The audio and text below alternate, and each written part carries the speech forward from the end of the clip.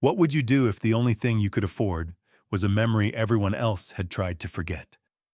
What if you traded your last dollars not for a home, but for a ruin, a pile of stones that the world had already dismissed as worthless? They said she was a fool, trading good money for bad ground. But the truth waiting inside those crumbling walls was a secret the entire valley had forgotten how to hear. Stay close now, and find a quiet place to settle in. Let us know in the comments where you're watching from tonight, as we tell the story of Ilara Vance and the forgotten ruin on Whisperwind Ridge. Ilara Vance arrived in the town of Redemption Creek with little more than the dust on her coat, and a silence that had settled deep in her bones. The wagon she drove was borrowed, the sway-backed mule pulling it was her own, and the grief she carried was a private, heavy stone. It had been 10 years since she'd left this valley, a bride following her husband, Caleb, toward a promise of richer soil in the west. Now she was back, a widow. The rich soil had taken him, claimed by a fever that burned through their small homestead like a prairie fire, leaving nothing but ash and memory. She had sold what little was left, enough for a train ticket east and the purchase of the old mule, Gideon, who seemed to carry a weariness that matched her own. The town hadn't changed. The main street was still a river of dust, flanked by the same false-fronted buildings. The mercantile, the saloon, the land office, the smithy. Faces turned as her wagon creaked past. She saw whispers form on lips that had once wished her well. They saw the tired mule, the worn dress, the absence of the smiling man who had ridden out with her. They saw failure. Ilara kept her eyes fixed forward on the raw blue line of the mountains that cradled the valley. That was the only thing that felt like coming home. Her family was long gone, buried in the small churchyard on the edge of town, leaving her with no anchor but the land itself. Her only stop was to see Jedediah Croft, an old friend of her father's who ran the livery. He was a man made of leather and kindness, his face a map of long years under a hard sun. He took Gideon's reins without a word, his eyes holding a gentle sorrow that needed no explanation. "Heard you were coming back, Ilara," he said, his voice a low rumble. "Heard about Caleb. I'm sorry for it." She just nodded, unable to form the words. The knot in her throat was a constant companion. "You need a place to stay?" he asked, already knowing the answer. "I need a place to own," she replied, her voice rough from disuse. "Something small, something quiet." Jedediah wiped his hands on a rag, his gaze drifting up toward the high ridges that walled in the valley to the north. Not much left that's small or quiet. Silas Blackwood's bought up most everything in the lowlands, consolidating. The name fell like a stone in the dusty air. Blackwood. She remembered him as a boy, loud and boastful, always taking what wasn't his. It seemed some things grew, but never changed. "What about higher up?" she asked. "On the ridges?" Jedediah frowned. "Nothing up there but rock and wind, and the old McCready place, I suppose. Though you can't call it a place anymore, more a pile of stones." He paused. "They call it the Widow's Folly now. Been sitting empty 30 years. No one's wanted it." A memory surfaced, faint and gray, of her father pointing up at a distant chimney stack on the ridge, telling a story about a reclusive old man who talked to plants. A place forgotten. A place no one wanted. It sounded like a mirror of herself. "Is it for sale?" she asked. Jedediah looked at her, really looked at her, and saw the fragile steel beneath the exhaustion. He saw she wasn't looking for comfort. She was looking for a place to make a final stand. "Deeds in the land office. Been there for decades. Sheriff holds it for taxes, costs next to nothing. But Ilara, it's nothing. The ground is thin. The well went dry. The wind'll peel the skin from your bones in winter." "I'll take a look at it," she said, her decision already made. The idea of it, a place of stone and wind, felt right. Soil had betrayed her. It had taken everything. Maybe it was time to build on rock. She thanked Jedediah.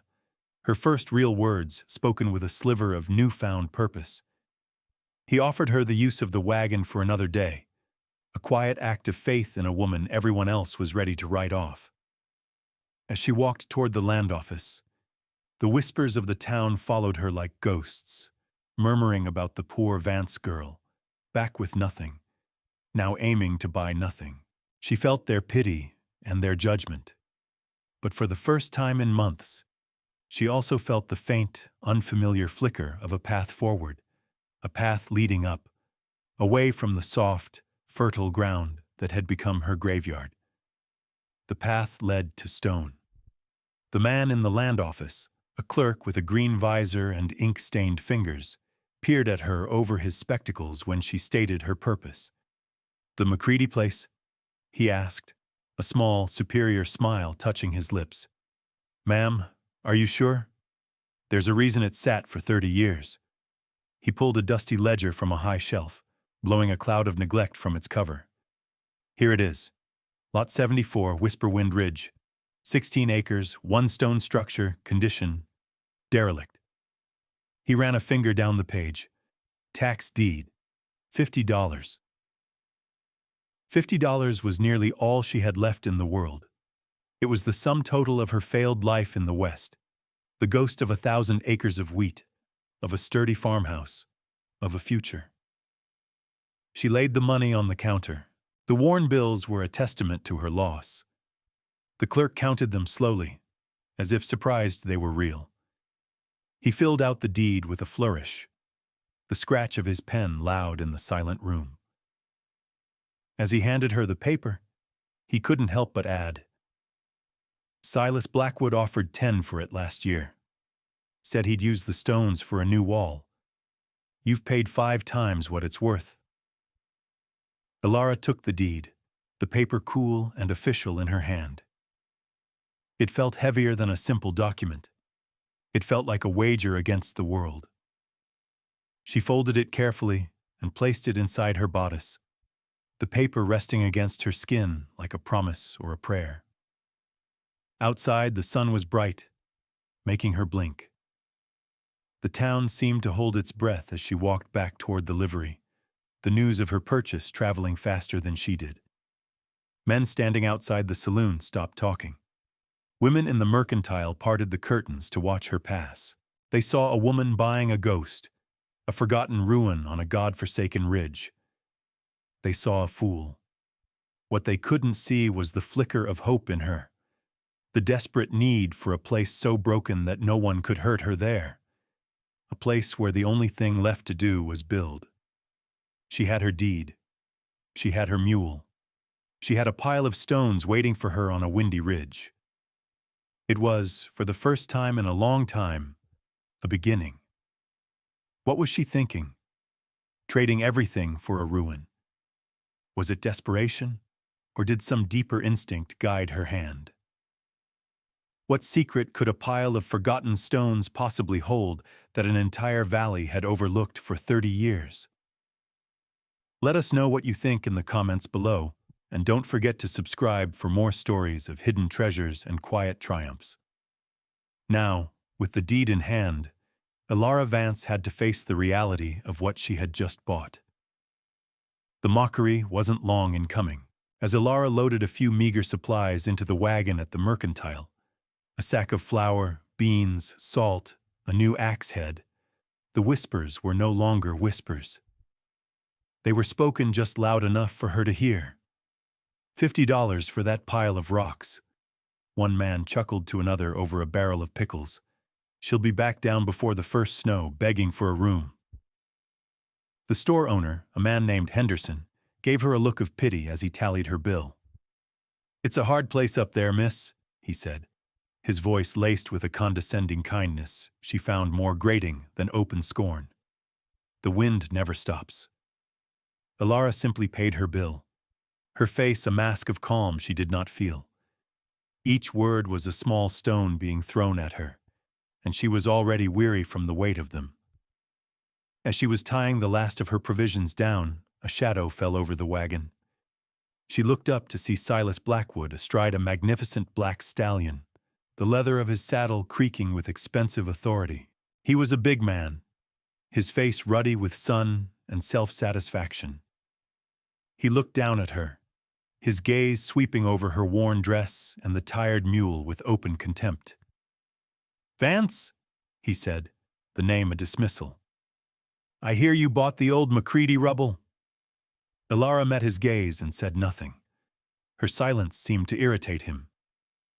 "I offered the county $10 for that plot," he boomed, for the benefit of anyone listening. "Just for the stone. You paid 50. You know what that tells me?" He leaned forward, his voice dropping to a conspiratorial growl. "It tells me you've got more grief than sense.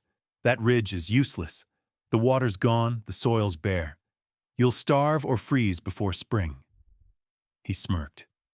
"When you're ready to admit your mistake, I'll give you $5 for the deed. Save you the trouble of climbing down."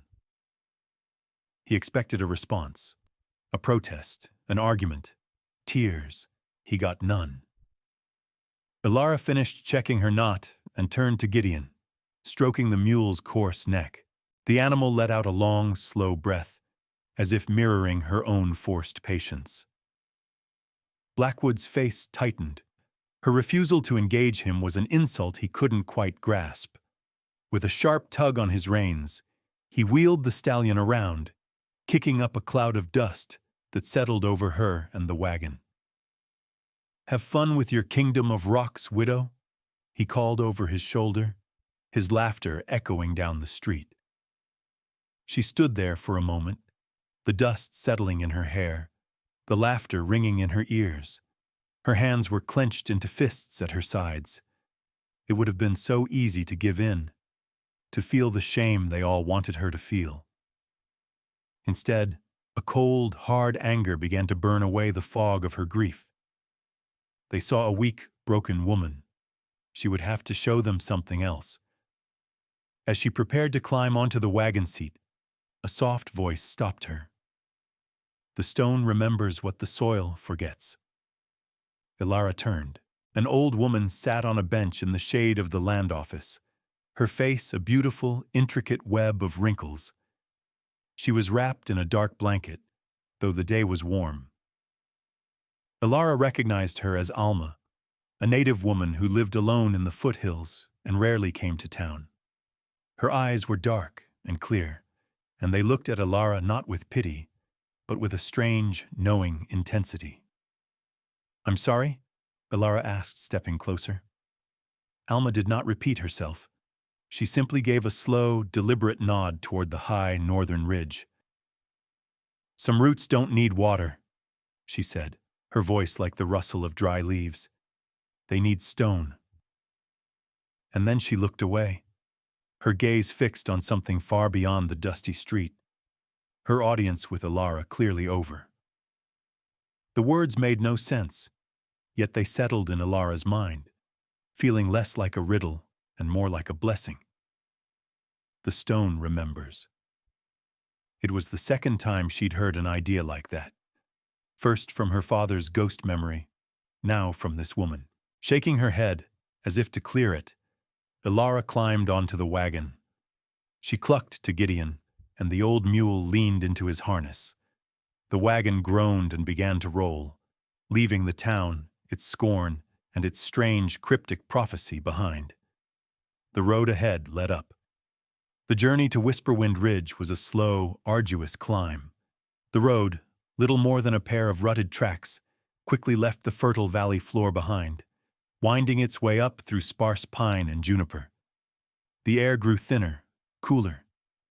The sounds of the town faded, replaced by the creak of the wagon wheels, the plodding rhythm of Gideon's hooves, and the rising voice of the wind. It was a constant, pressing thing, this wind. It streamed through the pines with a mournful sigh, tugged at the canvas cover of the wagon, and whipped loose strands of hair across Ilara's face. Henderson had been right. The wind never stopped. Gideon, patient as a saint, leaned into the incline, his breath coming in steady, white puffs. Ilara felt a deep kinship with the animal. They were two tired creatures, pulling a heavy load toward an uncertain destination. By late afternoon, they reached the turnoff described on the deed. It was barely a path, overgrown with sage and thistle. She had to get down twice to drag fallen branches out of the way. The wagon jolted and swayed over the uneven ground, and Ilara held the reins tight, her knuckles white. The ridge was higher than she'd thought, a spine of granite thrusting up toward the sky. The sun was beginning to dip toward the western mountains, casting long, distorted shadows that made the landscape feel alien and alive. Finally, through a stand of gnarled, wind-stunted pines, she saw it, the ruin. It was less a cabin and more a suggestion of one. 4 low, crumbling stone walls stood defiant against the sky, but the roof was entirely gone, its timbers having long ago collapsed inward to create a chaotic jumble of splintered wood and debris. The chimney stack, which she'd seen from the valley, stood tall at one end, a grim, solitary finger pointing at the heavens. There was no door, only a dark, gaping hole. The windows were empty eyes. The 16 acres of land were not a field, but a slope of rock and thin, pale soil, choked with weeds and thorny bushes. A single ancient oak tree grew near the ruin, its branches twisted and tormented into fantastic shapes by the relentless wind. Jedediah had not exaggerated. Blackwood had not lied. It was nothing. A wave of despair, cold and sharp, washed over Ilara. The anger that had fueled her climb from the town guttered and died, leaving only the hollow ache of a profound mistake. $50. She had spent her entire world on this pile of stones. The wind howled around the corners of the ruin, a sound of pure desolation. It was a place where things came to die, not to be reborn. She brought Gideon to a halt and slid wearily from the wagon seat. Her legs were stiff, her body sore. The mule lowered his head and stood motionless, as if he, too, were taking in the scale of their folly. Ilara walked slowly toward the cabin, her boots crunching on gravel and dried weeds. The air was sharp with the scent of pine and cold stone. She stopped at the threshold, the gaping hole that was once a doorway. Inside, the last of the day's light illuminated a scene of total decay. The floor was a mess of rotted wood, fallen stone, and dirt. Weeds grew up through the cracks. In the center of the room, the collapsed roof beams lay like the bones of some great, fallen beast. At the far end was the fireplace, a massive hearth of dark, soot-stained granite filled with rubble. It was worse than she could have imagined. This wasn't a home waiting for repair. It was a grave. The weight of her journey, her grief, and now this crushing disappointment pressed down on her. She leaned against the cold stone of the doorframe, the rough surface biting into her palm.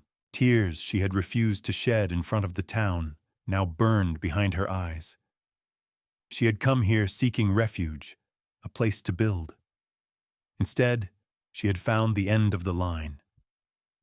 The sun sank below the mountains, and the world was plunged into a deep purple twilight. The wind picked up, moaning through the empty windows. That night, she didn't even try to go inside. She unhitched Gideon, giving him his small ration of oats, and made her own cold camp in the lee of the wagon. She wrapped herself in her bedroll, listening to the lonely sounds of the ridge, the stones of her new home whispering of failure in the dark. That first night on the ridge was long and cold. Ilara slept fitfully, huddled in her bedroll, the constant sighing wind a restless companion. She woke before dawn, the sky a pale, bruised gray to the east. Every muscle ached. The despair of the previous evening had settled into a hard, dense knot in her stomach. For a long moment, she considered Blackwood's mocking offer. She could pack up, lead Gideon back down the mountain, and take his $5. She could swallow her pride and beg for work, for charity. The thought was so bitter It was a physical taste in her mouth. She looked at the ruin, a dark silhouette against the growing light. It was hers.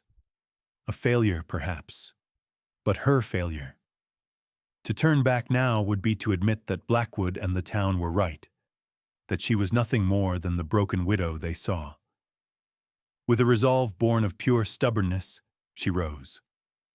She built a small fire, boiled water for coffee, and ate a piece of dry bread. The simple ritual was grounding. Gideon watched her, his large, dark eyes patient. After she had eaten, she walked back to the cabin. In the clear, unforgiving light of morning, it looked even more hopeless. But today, she would not be defeated by the sight of it. Today, she would work. She had to start somewhere. The roof seemed impossible, the walls unstable. The floor was the only place to begin. She took her new axe, a pry bar, and a heavy pair of work gloves from the wagon.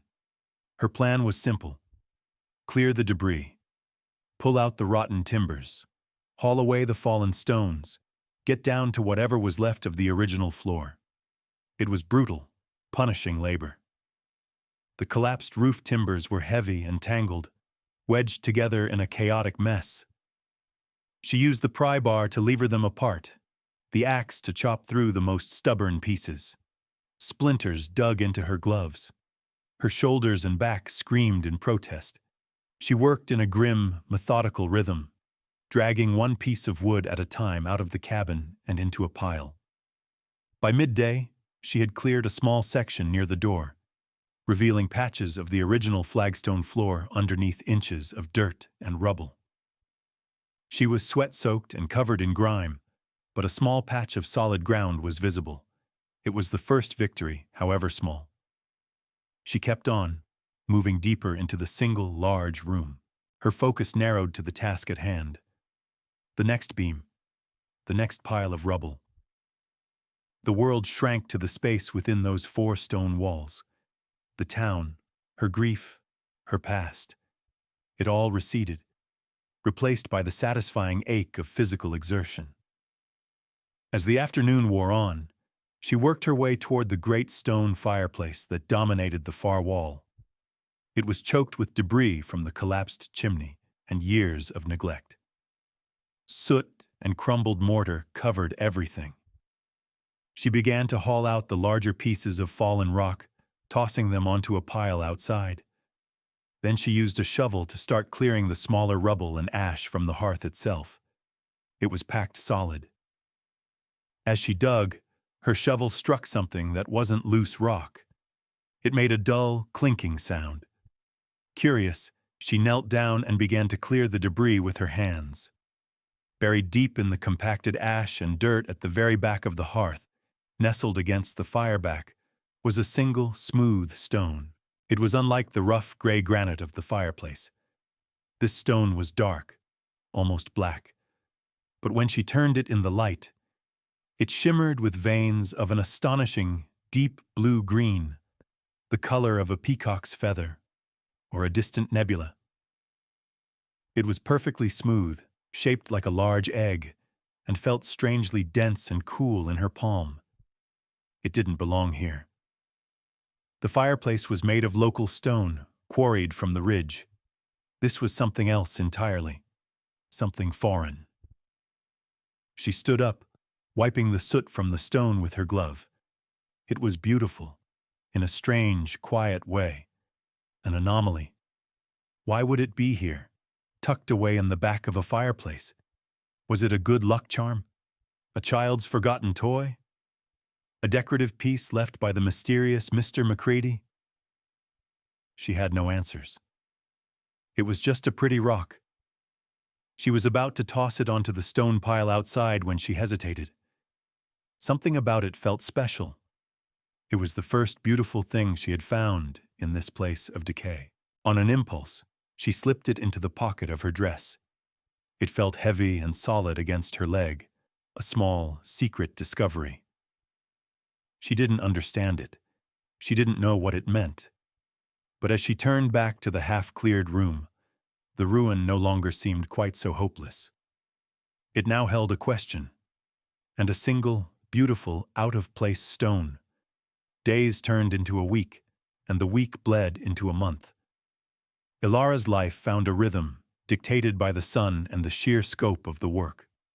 Every morning she rose, tended to Gideon, and began her assault on the ruin. The pile of rotten timbers grew, a testament to her labor. She cleared the entire cabin floor, revealing a surprisingly intact flagstone foundation, scarred and stained but solid. Solid. The word echoed in her mind. After the floor was clear, she started on the walls, meticulously checking each stone.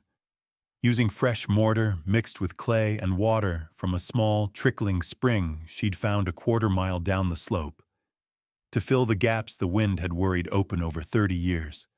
Her hands, once soft, became calloused and strong. The sun browned her skin, and the constant work sculpted lean muscle onto her frame. She was no longer the frail widow who had arrived in the valley. She was becoming a part of the ridge, as weathered and resilient as the ancient pines. Gideon was her constant, silent shadow. The old mule would stand for hours in the shade of the twisted oak, watching her work, his ears occasionally flicking at a fly. His calm, patient presence was a balm. In the evenings, when she was too sore to move, she would sit with him, sharing a piece of an apple, her head resting against his warm, coarse flank. He would let out a low, rumbling sigh, a sound of deep contentment that seemed to say, "We are still here." He was her only friend, the only living creature who asked nothing of her and accepted her completely. Together, they were two solitary beings, holding their ground against a world that had discarded them. As she worked, she found more of the stones. They were not in the cabin walls or the foundation. They were in the earth itself. When she began the back-breaking task of clearing the 16 acres of weeds and thorny brush, her shovel would turn them up. They were never on the surface, always a foot or two down, nestled in the thin, rocky soil like sleeping things. Most were smaller than the first one she'd found, the size of a robin's egg or a thumb. But they all had the same strange density and the same mesmerizing blue-green veins. They were scattered randomly across the entire plot of land. At first she collected them, piling them neatly on the stone wall she was rebuilding. They were a curiosity, a small mystery. But as their numbers grew, so did her puzzlement. This wasn't a random scattering. There were too many of them. It felt intentional, like seeds sown in the ground. Remembering Alma's words, some roots don't need water, they need stone. Ilara began to pay closer attention to the plants growing near the strange stones. The land looked barren, choked with thistle and scrub. But where the blue-green stones were most numerous, she noticed a different kind of plant growing. It was a low, hardy herb with silvery green leaves and a tiny, deep purple flower. It didn't grow anywhere else on the ridge, only in the pockets of soil where the strange stones lay buried. When she crushed a leaf between her fingers, it released a sharp, clean scent, like mint and pine and something else, something medicinal. She didn't recognize it. It was another piece of the puzzle, another question without an answer. The stones and the herb seemed connected, a secret conversation happening in the soil beneath her feet. Her hands, through the simple act of clearing the land, were learning something her mind had not yet grasped.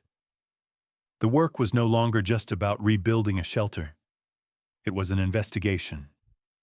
Each shovelful of earth, each stone pulled from the wall, was a question posed to the silent, forgotten history of the place.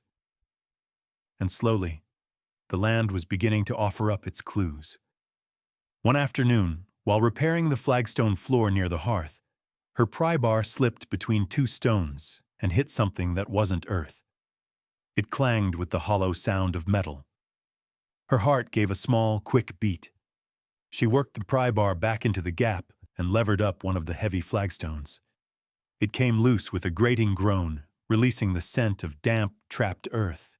Beneath it was a shallow cavity, and nestled inside, wrapped in oilcloth that had mostly rotted away, was a small tin box, rusted but intact.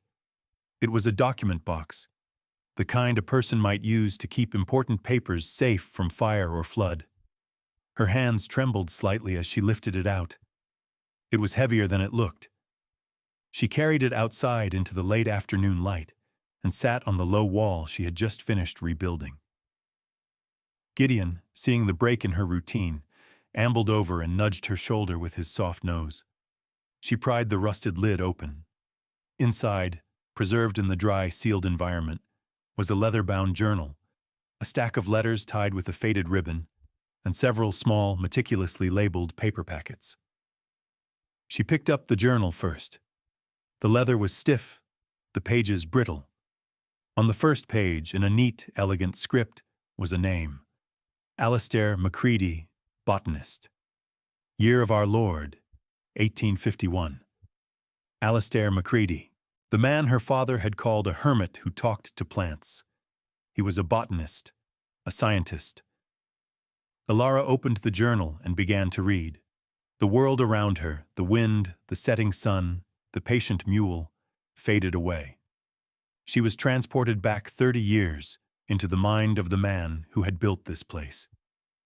He was not a hermit. He was a researcher. He had come to this valley not for gold or land, but for its unique geology. The journal was filled with detailed observations, sketches of rock formations, and complex chemical notations. He wrote of his search for a specific, rare mineral composite he called Petra caerulea, or the blue stone. He believed it held unique properties that could enrich soil in a way no other substance could. He had found it here, on this ridge. The blue-green stones, her stones. They were not just pretty rocks. According to Macready's notes, they were incredibly rich in copper, cobalt, and a dozen other trace minerals, a combination found nowhere else he had studied. He theorized that these minerals, when slowly released into the soil, could support plant life that would otherwise perish in such thin, arid ground. He wasn't just building a cabin, he was building a laboratory. This entire 16-acre plot was his experiment. Ilara's hands shook as she turned the pages. The journal then shifted from geology to botany. Macready had traveled the world collecting seeds of rare, hardy, and medicinal plants. Plants that thrived in the Andes, the Himalayas, the driest deserts. His goal was to see if they could be cultivated here, in the unique soil of his stone garden. She picked up one of the small paper packets. On it was written, Rhodiola crenulata, Tibetan highlands, resilient to frost and drought, a powerful adaptogen. Inside were tiny dark seeds.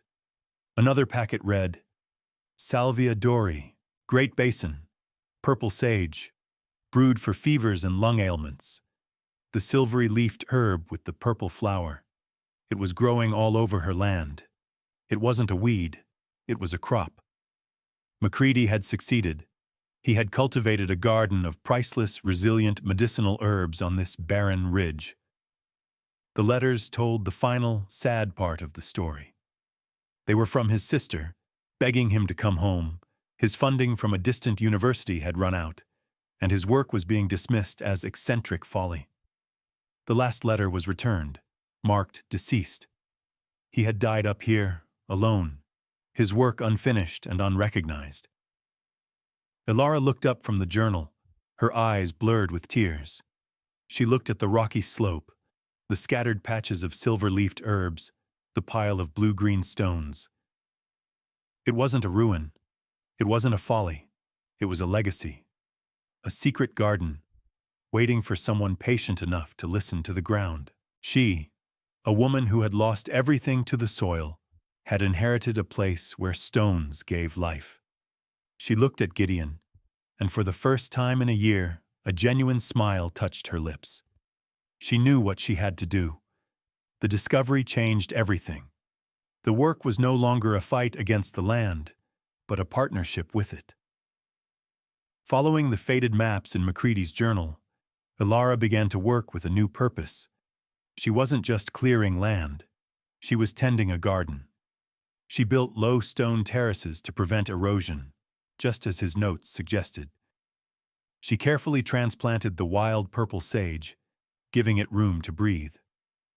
She found the small, trickling spring he had documented and cleared a channel to direct its meager flow toward the most promising beds. Her days were still filled with hard labor, but now it was joyful, creative work. She felt the ghost of Alistair Macready at her side, a silent, encouraging presence. She was not just rebuilding his home, she was completing his life's work.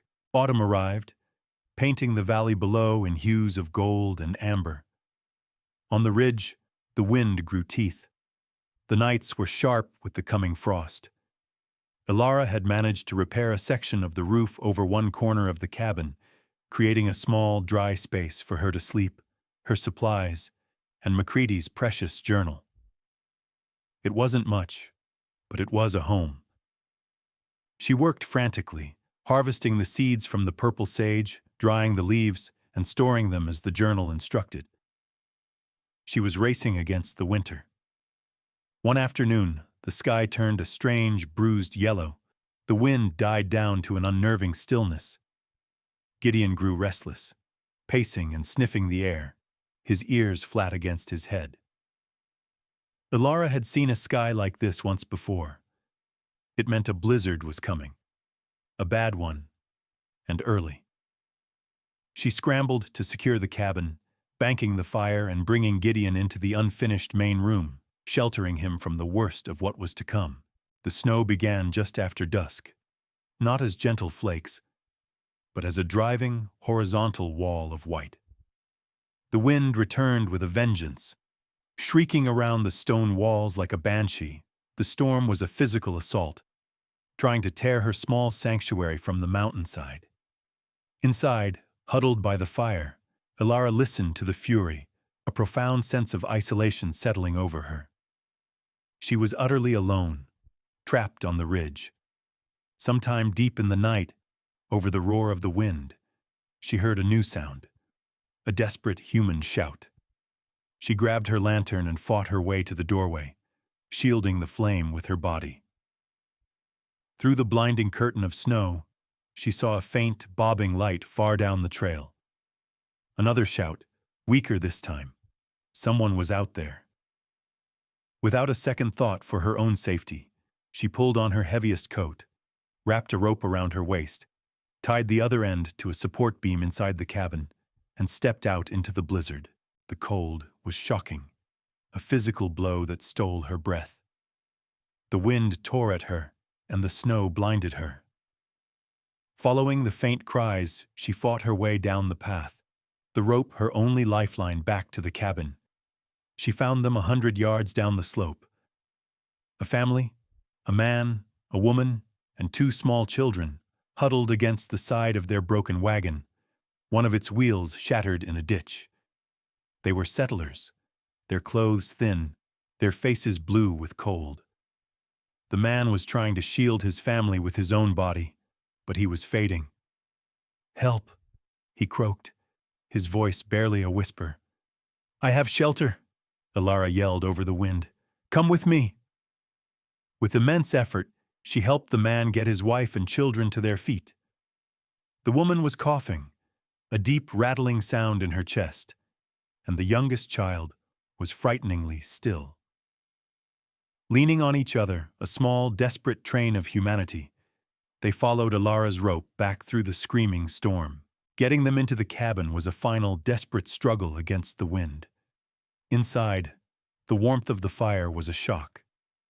The family collapsed onto the floor, shivering uncontrollably. The woman, whose name was Sarah, was consumed by a feverish cough. Her breathing was shallow and ragged. Pneumonia, Ilara thought with a sinking heart. The town doctor was a day's ride away in good weather. In this storm, he might as well be on the moon. Panic threatened to overwhelm her. Then her eyes fell on the tin box. Macready's journal. Salvia Dori. brewed for fevers and lung ailments. She went to her small store of dried herbs, the purple sage she had so carefully harvested. Her hands steady now, she followed the botanist's instructions, crushing the leaves and steeping them in hot water from the kettle on the fire. The scent, clean and sharp, filled the small room. She held the warm cup to Sarah's lips. "Drink this," she commanded gently. "It will help you breathe." The woman drank, her husband watching with helpless fear in his eyes. Ilara had chosen. She had committed not just to the cabin, not just to the garden, but to the knowledge that had been hidden here. In the heart of the storm, in her kingdom of rocks, she was sheltering strangers, fighting for a life with the forgotten wisdom of a ghost. The blizzard raged for 2 days and 2 nights, burying the ridge in a deep blanket of white. Inside the small, fire-lit corner of the cabin, Ilara tended to the stranded family.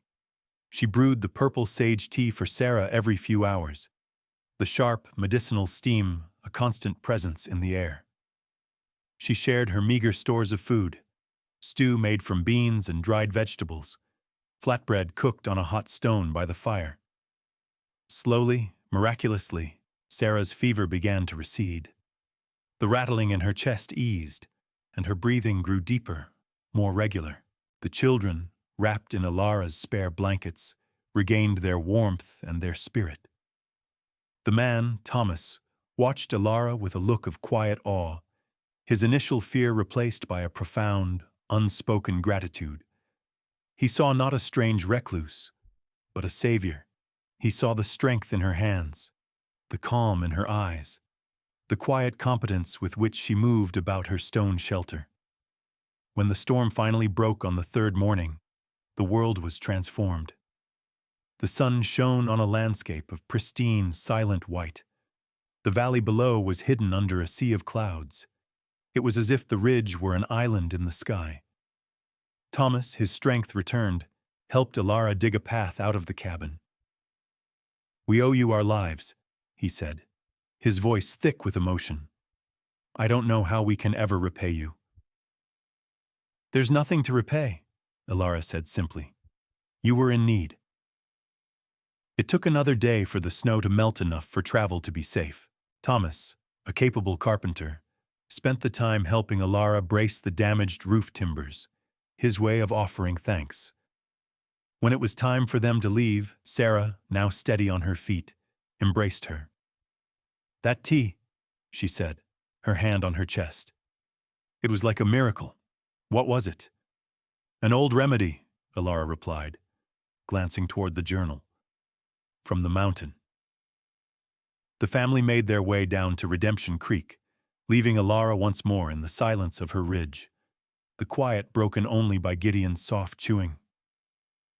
The story they told in town, however, was anything but quiet.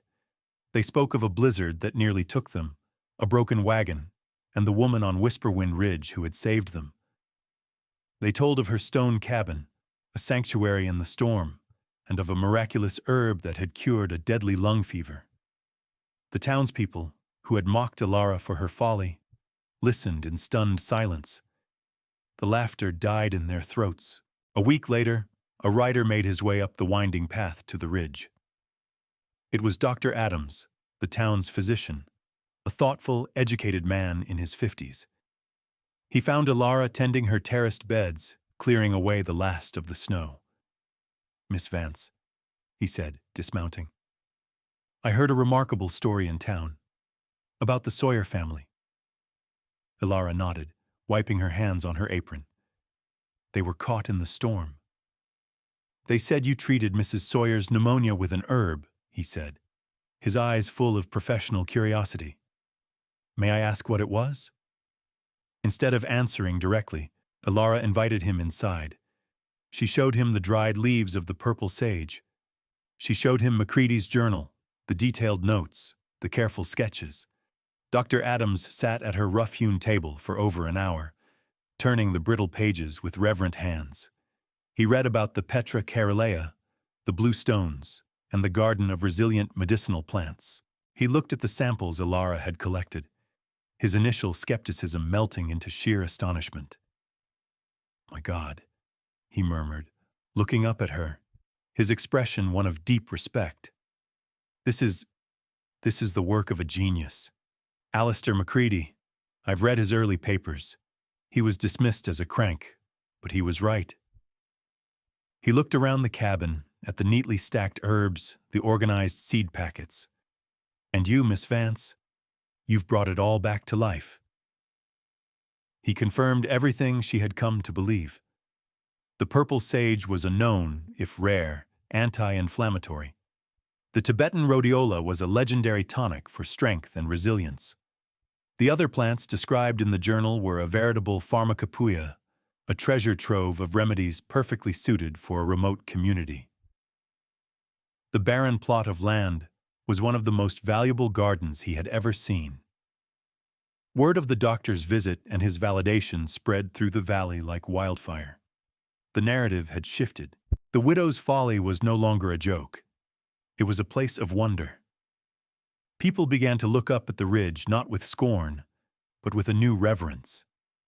Even Silas Blackwood was silenced. That winter was hard, and a blight swept through the cattle herds in the lowlands. His own prize-winning bull fell ill. Humbled, he sent a ranch hand up the mountain with a silent request for help. Ilara, without a word of triumph, sent back a poultice made from another of Macready's herbs, just as the journal described. The bull recovered.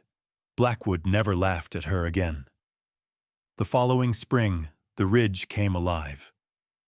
Under Ilara's careful stewardship, the garden flourished. The silvery purple sage grew in thick, fragrant rows on the stone terraces. The Tibetan rhodiola sent up tough, succulent shoots.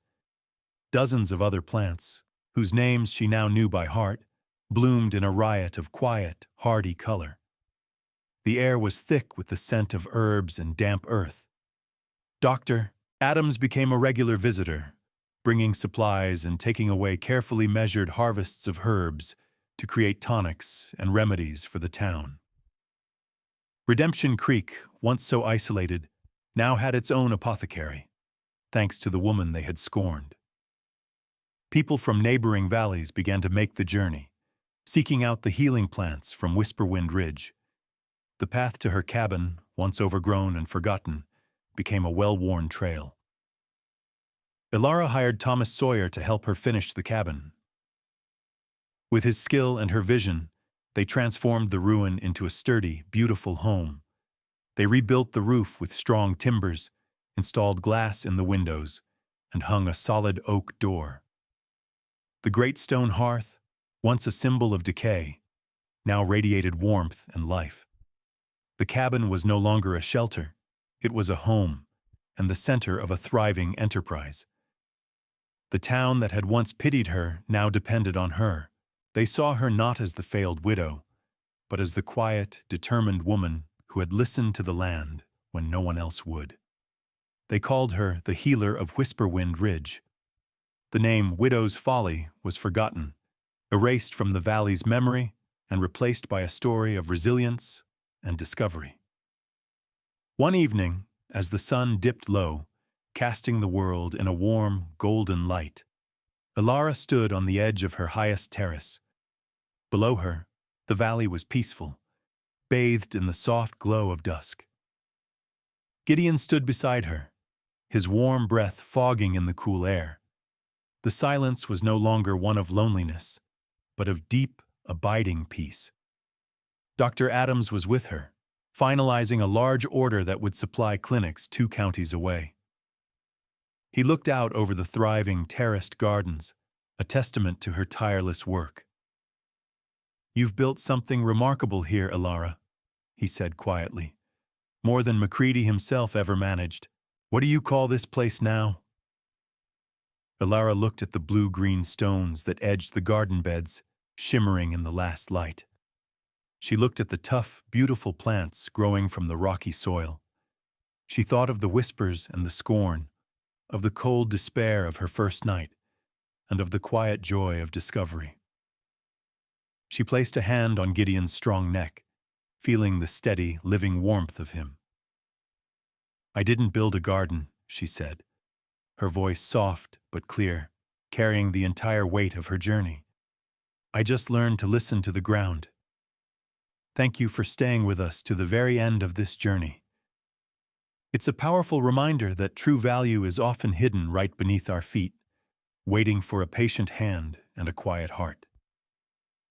If you were moved by Alara's story of resilience, please give this video a like and share your thoughts in the comments below.